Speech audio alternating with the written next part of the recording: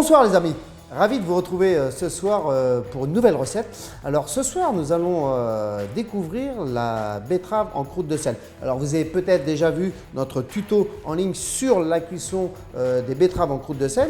Et ce soir eh bien, on va la mettre en application puisque nous allons avec cette petite entrée faire une crème de fromage. Alors crème de fromage bien entendu à base de noix de cajou. Alors vous allez voir c'est magnifique. Les noix de cajou, je les ai mis pendant une nuit à tremper. On va mélanger ça dans notre mixeur avec du jus de citron et de la levure. Alors, levure nutritionnelle, alors ça c'est vraiment l'ingrédient favori des sportifs puisque ça aide à la récupération et ça stimule l'énergie. Donc nous allons commencer tout d'abord par faire notre crème de fromage et je reviendrai ensuite pour casser la deuxième croûte de notre betterave et de pouvoir la ressortir et travailler avec.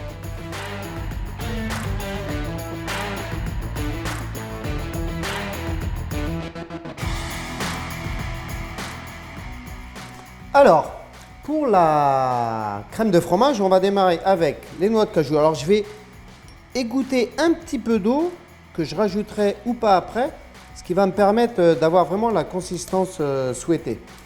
Je mets mes noix de cajou, ma levure nutritionnelle, mon jus de citron. Je vais mettre un peu de sel. Alors attention, pas la peine de mettre beaucoup de sel parce que déjà la levure apporte un petit goût salé. Mais j'en mets un petit peu et puis je regoutterai après. Et là, je démarre à mixer.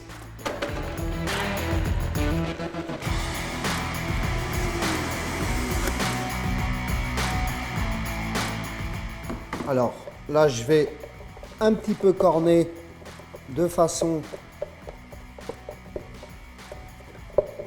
à ne pas avoir de morceaux.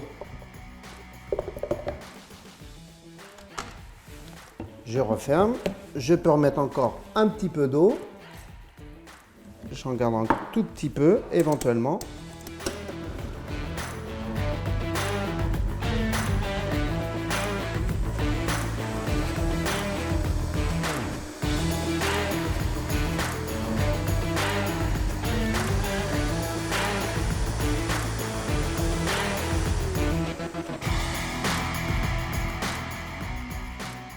Alors, maintenant, je vais goûter, voir mon assaisonnement. Ma crème est prête.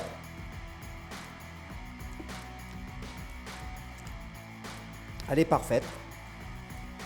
Vous avez vu, j'ai mis en fait la totalité de l'eau que j'avais. Donc, c'est parfait. Alors, nous avons la crème de fromage. Elle est prête. On pourrait la mettre une petite heure au frigo afin qu'elle se raffermisse un petit peu. Ça nous permettrait de faire des belles quenelles. Mais bon, ça va marcher aussi en ayant comme ça en fromage frais. Là, on va sortir la deuxième betterave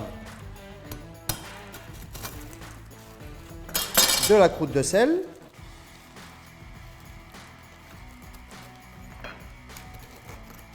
Voilà, elle est là, elle est belle. Maintenant, on va l'éplucher.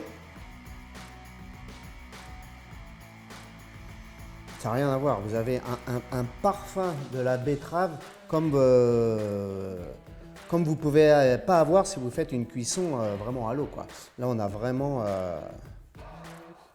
le parfum de la betterave et la couleur. Vous voyez, on a une couleur beaucoup plus prononcée.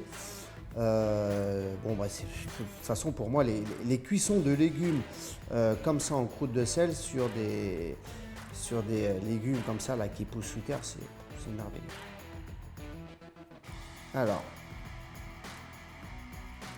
elle est épluchée.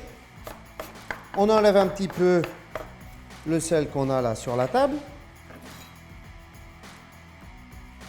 Alors, souvent, je conseille de mettre des gants en plastique quand on travaille la betterave. Bon.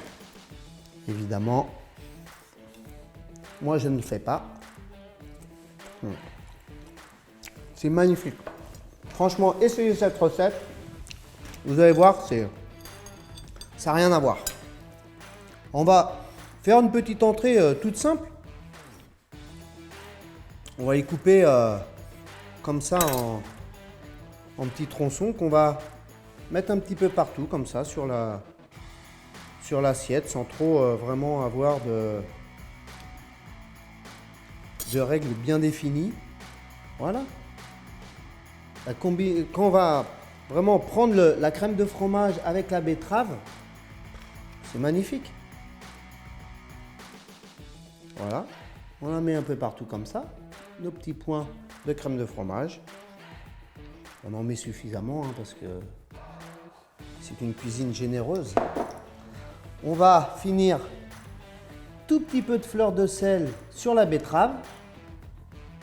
Ce qui est important, c'est quand même de finir avec un petit filet d'huile comme ça par-dessus là. Et puis, on va finir avec